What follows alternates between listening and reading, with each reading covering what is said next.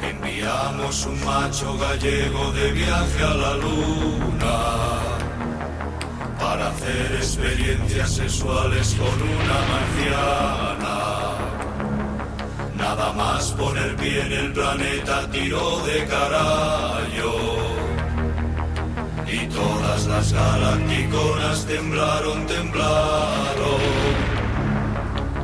Hay un gallego en la luna, hay un gallego en la luna, hay un gallego en la luna que ha venido del Ferrol.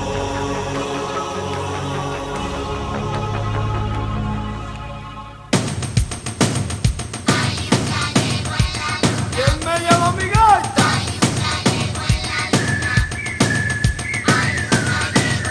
¡Que me lo devuelva! Hay un gallego en la luna, luna, hay un gallego en la luna, luna, hay un gallego en la luna que ha venido del Ferrol. Pa' calentar las marcianas, sí, pa' que votaran a Fraga, sí, y al cabo de una semana el planeta conquistó. Los marcianos tocaban pandeiro, eiro, eiro, eiro, eiro. Las marcianas tocaban la gaita, gaita, gaita, gaita, gaita. El gallego tocaba el floreiro, eiro, eiro, eiro, eiro. Las marcianas limpiaban la baba, baba, baba, baba, baba. Bandeirada, bandeirada, bandeirada sideral. Toca, toca, toca, gaita, ya verás.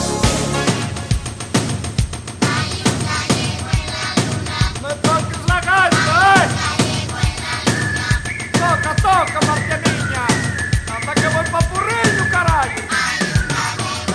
Hay un gallego en la luna, luna, hay un gallego en la luna, luna, hay un gallego en la luna que ha venido del Ferrol. Pa' calentar las marcianas, sí, pa' que votaran a Fraga,